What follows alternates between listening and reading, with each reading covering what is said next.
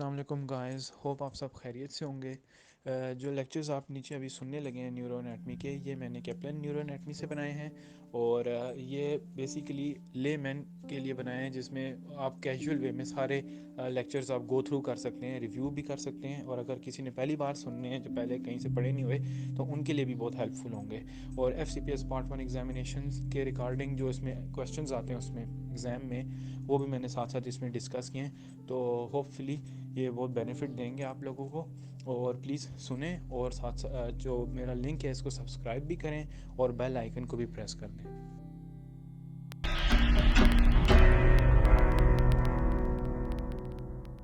आज हमने करना है ब्रेन स्टेम। ठीक है, अब ये वाला जो पोर्शन है ना, इसमें से काफ़ी MCQs इंपॉर्टेंट बन सकते हैं और ये इंपॉर्टेंट पोर्शन है। ठीक है, लेकिन इस पोर्शन के अंदर तुझे खुद रट्टा ज़्यादा लगाना पड़ेगा क्रॉस सेक्शंस का। ये जो क्रॉस सेक्शंस बने हुए ना, चैप्टर 5 की बात कर रहा हूँ, जो 301 पेज से शुरू हो रहा है, इसके अंदर तुझे रट्टा खुद लगाना पड़ेगा। मैं तुझे ज़रा चीज़ें पॉइंट आउट करूँगा कि जो जो चीज़ें आती हैं वो क्या पूछते हैं। वो सबसे पहली बात तो ब्रेन स्टेम तुझे पता है क्या है। मिड ब्रेन, पॉन्स और मेडुला, और नीचे वो कनेक्टेड है मेडुला ऑब्लंगेटा के साथ स्पाइनल कॉर्ड के थ्रू। ठीक है, ये जो है ना पूरी ये मिड ब्रेन है। ठीक है, मिड ब्रेन। अच्छा, अब ये तुझे पता है इसकी एम्ब्रियोलॉजी की है, कहाँ से बनी है, मीटन माइलेनसेफ्लॉन और मीसेंसेफ्लॉन से, ये तुझे सारा पहले बताया हुआ है। ठीक है, मिड ब्रेन जो है ना, ये साइट ऑफ ओरिजिन है क्रेनियल नर्व्स का। 12 में से 9 क्रेनियल नर्व्स जो हैं वो ब्रेन स्टेम से निकल रही हैं। एक ये ऑप्टिक, एक ऑल्फैक्टरी नर्व और ऑप्टिक नर्व, ये और एक एक्सेसरी नर्व। ठीक है, ये 3 नर्व हैं जो कि मिड ब्रेन से नहीं निकल रही, बाकी सारी नर्व्स जो हैं वो मिड ब्रेन से निकल रही हैं। ठीक है, ये चीज़ याद रखनी है। क्रेनियल नर्व्स को हम कल अलग से करेंगे, लेकिन आज मैं भी सिर्फ तुझे थोड़ा सा बता रहा हूँ। ठीक है, दूसरी बात तुझे ये पता चाहिए कि मिड ब्रेन, अच्छा, कौन कौन सी क्रेनियल नर्व कहाँ से निकल रही है। मिड ब्रेन से 2 क्रेनियल नर्व्स निकल रही हैं, थर्ड और फोर्थ। ठीक है, और ये इसमें याद रखना है कि जो वेंट्रल एरिया है ना, आगे वाला एरिया, उधर से थर्ड निकल रही है, और जो डॉर्सल एरिया है पीछे वाला, पीछे से निकल रही है फोर्थ। ठीक है, तो जो ट्रॉक्लियर नर्व है वो डॉर्सल मिड ब्रेन से निकल रही होती है। ठीक है, ये चीज़ याद रखनी है। और ये पूछ भी लेते हैं कि डॉर्सल मिड ब्रेन से जो नर्व निकल रही है वो कौन सी है, वो ट्रॉक्लियर है। जो वेंट्रल मिड ब्रेन से निकल रही है वो ऑक्यूलोमोटर है। ठीक है, दूसरी बात, फिर आ जाओ मिड ब्रेन के नीचे, आ जाओ पॉन्स। पॉन्स के अंदर से निकल रही है फिफ्थ, सिक्स्थ और सेवन्थ नर्व। ठीक है, फिर आ जाओ नीचे मेडुला। मेडुला में से निकल रही है एट्थ, नाइन्थ, टेंथ और ट्वेल्थ। 8, 9, 10, 12। ठीक है, 11 जो है वो नीचे से स्पाइनल कॉर्ड से और अराइज कर रही होती है। ठीक है, तो ये नर्व्स जो हैं तो इस इधर से निकल रही हैं, जो है वो मेडुला से। ठीक है ना, और इनके न्यूक्लियस भी अब इन्हीं जगहों पे पड़े हैं, और इनके न्यूक्लियस बहुत ज़्यादा इंपॉर्टेंट है, नर्व्स के न्यूक्लियस, खासतौर पे वेगस नर्व के न्यूक्लियस, और ये इनमें से क्वेश्चन काफ़ी ज़्यादा आते हैं। ठीक है, अब सबसे पहले तो मिड ब्रेन के क्रॉस सेक्शन के ऊपर आ जाए तो 303 पेज पे दिया हुआ है। मिड ब्रेन को 2 जगह से आप चेक करते हैं, एक सुपीरियर और एक इन्फीरियर। सुपीरियर जो है वो सुपीरियर कॉलिकुलस का लेवल होता है। सुपीरियर कॉलिकुलस तुझे पता है वो इन्वॉल्व होता है विजुअल पाथवे के अंदर। ठीक है, सुपीरियर कॉलिकुलस। अब तूने याद रखना है कि इस क्रॉस सेक्शन के अंदर क्या क्या चीज़ें मौजूद हैं। इसके अंदर जो सुपीरियर लेवल है, इसके अंदर थर्ड क्रेनियल नर्व मौजूद है, और वो वेंट्रल एरिया से निकल रही है, ब्लू जो शो हुई है, साथ उसका न्यूक्लियस डेंजर वेस्पॉल न्यूक्लियस। अब ये पूछा जा सकता है कि डेंजर वेस्पॉल न्यूक्लियस किसका न्यूक्लियस है, तो ये तुझे पता होना चाहिए कि ये पैरासिम्पैथेटिक न्यूक्लियस है ऑक्यूलोमोटर नर्व का। ठीक है, साथ इसकी जो कैविटी होती है वो सेरेब्रल एक्वाडक्ट होती है, जो मिड ब्रेन की कैविटी। सुपीरियर कॉलिकुलस है जो कि विजुअल पाथवे में इन्वॉल्व होता है। साथ इधर मौजूद है मीडियल लेमिनिस्कस। मीडियल लेमिनिस्कस ये वही है, medial lemniscal dorsal column, medial lemniscal pathway, ये वही बुक गुजार रहा है सारा, यानी कि ये डैमेज होगा तो प्रोप्रियोसेप्शन और 2 पॉइंट डिस्क्रिमिनेशन खराब होगी। साथ इधर मौजूद होता है मीडियल लॉन्गिट्यूडल फेसिकुलस।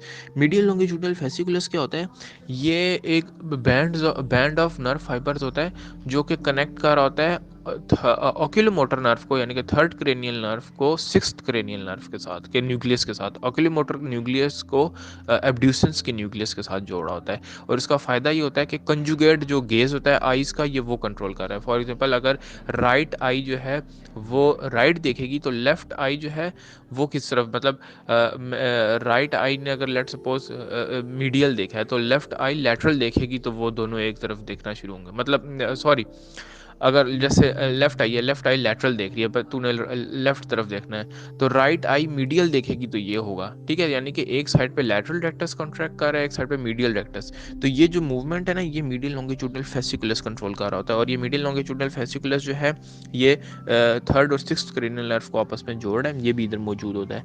और मीडियल लॉन्गिट्यूडनल फेसिकुलस के डैमेज होने से ये कंजुगेट गेज जो है ना, ये ख़राब हो जाता है, ठीक है। और ये किसके अंदर डैमेज होता है? ये होता है आपका मल्टीपल स्क्लेरोसिस के अंदर डैमेज, ठीक है। इसी तरह यहाँ पे रेड न्यूक्लियस मौजूद है, वो जो कि उसको खास ऐसा उसकी इंपॉर्टेंस नहीं है। उसके अलावा कॉर्टिकोस्पाइनल ट्रैक्स और कॉर्टिकोबल्बर ट्रैक्स मौजूद है। एक और इम्पॉर्टेंट चीज़ यहाँ पे मौजूद है, वो है सब्सटेंशिया नाइग्रा, यानी कि जिससे वो पार्किंसनिज्म होता है। अब वो क्वेश्चन क्या बनाते हैं?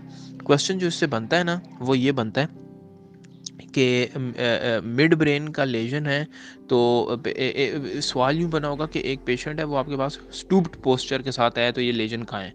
अब तुझे पता है कि स्टूप्ड पोस्चर जो है ये पार्किंसनिज्म में होता है, और पार्किंसनिज्म का मतलब है कि सब्सटेंशिया नाइग्रा की डैमेज है। तो तुझे पता है सब्सटेंशिया नाइग्रा मिड ब्रेन में पड़ा होता है, तो ये मिड ब्रेन का लेजन होगा। इस तरह का सवाल बनता है। एक और बड़ा कॉमन सवाल बनता है, और वो ये सवाल बनता है कि एक पेशेंट है, वो आपके पास आया है हेमीप्लेजिया के साथ, और लेफ्ट साइडेड हेमीप्लेजिया है, और राइट साइड और साथ पेशेंट जो है वो उसको राइट आई में ब्लरिंग ऑफ विजन है, ठीक है। लेफ्ट साइडेड हेमीप्लेजिया है, और राइट आई में ब्लरिंग ऑफ विजन है। तो ये तुझे पता होना चाहिए कि ये है वेबर सिंड्रोम। वेबर सिंड्रोम में क्या होता है कि जो मिड ब्रेन है ना, उसका जो वेंट्रल एरिया वो डैमेज होता है। और वेंट्रल एरिया में तू देख गौर से, तो इसमें कॉर्टिकोस्पाइनल ट्रैक्स पड़े हैं, जिसकी वजह से हेमीप्लेजिया होता है ऑपोजिट साइड का, और साथ ऑक्यूलोमोटर नर्व के फाइबर गुजरे हैं, तो ऑक्यूलोमोटर नर्व के फाइबर डैमेज होते हैं। तो उससे क्या होता है कि डाउन एंड आउट मूवमेंट आई निकल जाती है, या वो डिप्लोपिया होता है, या वो ब्लरिंग ऑफ विजन दे देंगे, ठीक है। तो ये वेबर सिंड्रोम का क्वेश्चन इस तरह बना के वो देते हैं, और ये क्वेश्चन बहुत आता है, ठीक है। मिड ब्रेन सबसे ज़्यादा इंपॉर्टेंट है, ब्रेन स्टेम में इसमें क्वेश्चन सबसे ज़्यादा आता है, ठीक है। तो वो इस तरह का सवाल बना के दे देते हैं कि ये किस चीज़ का लेजन है, ठीक है। इसी तरह अक्सर वो क्वेश्चन एक बना के देते हैं कि जी लाइट रिफ्लेक्स लॉस हुआ है, तो ये किस दर का लेजन है? तो याद रखें, लाइट रिफ्लेक्स का काम होता है प्रीटेक्टल एरिया के साथ। तो अगर प्रीटेक्टल एरिया डैमेज होगा ना इन पर्टिकुलर, तो उसकी वजह से लाइट रिफ्लेक्स जो है वो ख़त्म हो जाता है, ठीक है ना।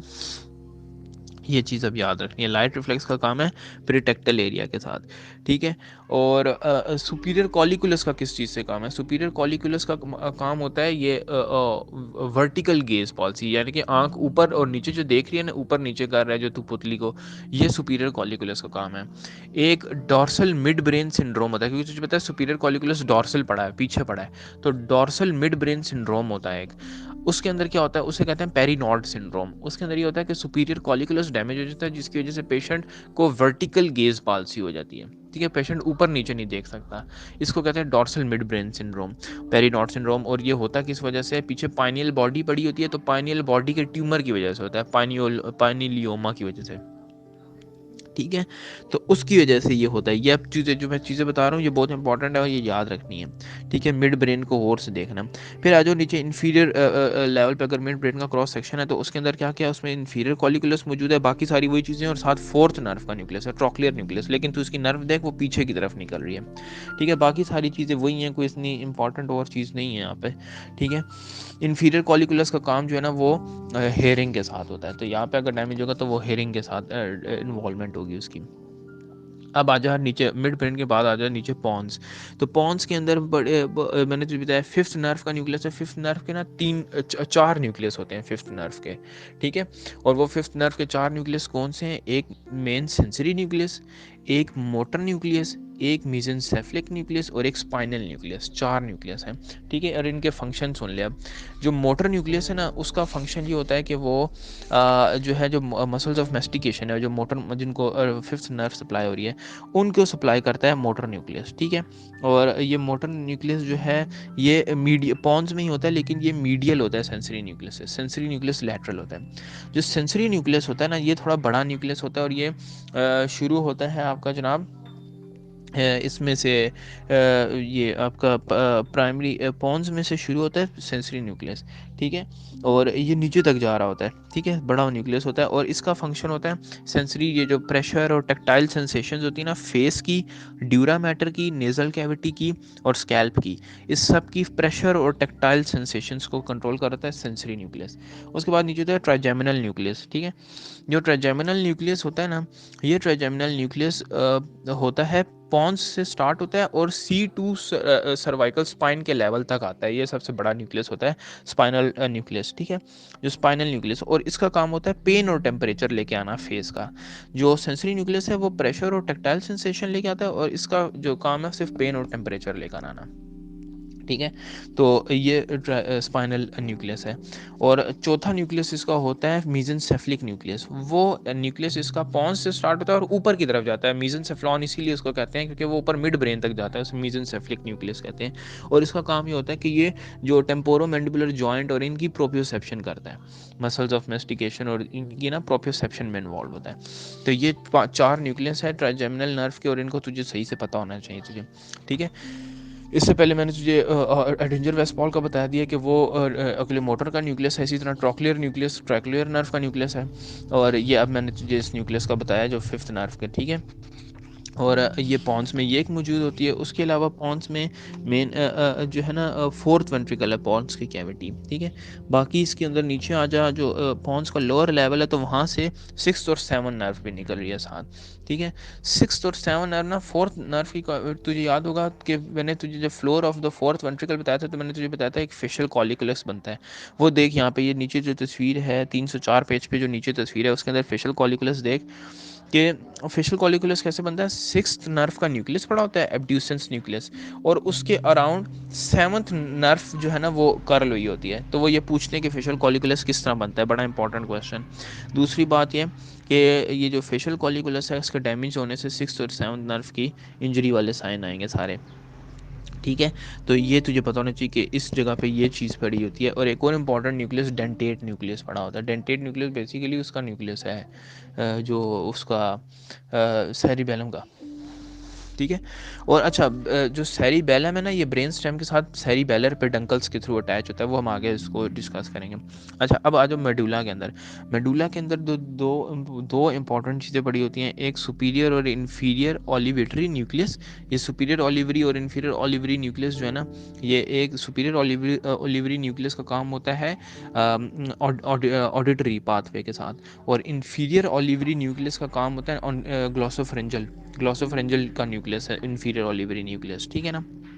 उसके अलावा वेगस के न्यूक्लियस इधर पड़े होते हैं, न्यूक्लियस एम्बिगस वेगस नर्व का, और डॉर्सल मोटर न्यूक्लियस, ठीक है। जो वेगस नर्व है ना, इसके तीन न्यूक्लियस हैं, ठीक है। एक है न्यूक्लियस ट्रैक्टस सॉलिटेरियस, ये सेंसरी न्यूक्लियस है, ठीक है, ये सेंसरी सप्लाई लेके आता है। एक होता है nucleus ambiguous, nucleus tractus solitarius floor of the fourth ventricle में पड़ा है।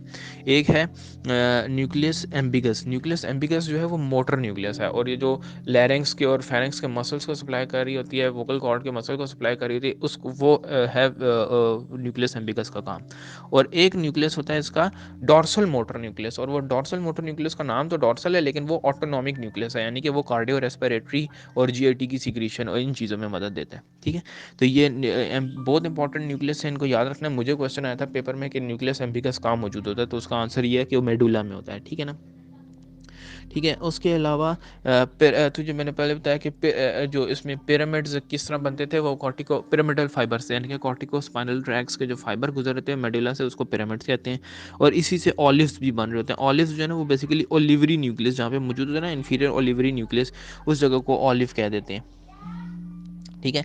इसी तरह जो मेडुला है, इसके अंदर दो और इंपॉर्टेंट चीज़ मौजूद है, ग्रेसिलस और क्यूनिएट न्यूक्लियस। तुझे याद होगा जो हमने डॉर्सल कॉलम पाथ पे पढ़े थे, तो वहाँ पे भी हमने देखा था न्यूक्लियस ग्रेसिलस और न्यूक्लियस क्यूनिएट न्यूक्लियस जो था वो भी, ये न्यूक्लियस क्यूनिएटस और न्यूक्लियस ग्रेसिलस, ये दोनों इधर होते हैं फिर पॉन्स के अंदर, सॉरी मेडुला के अंदर। अच्छा, ये बीच में जो नर्व क्रेनियल नर्व्स वाला जो टेबल है, ये फ़िलहाल अभी नहीं करना, क्योंकि इसको कल अलग से करना है, ठीक है।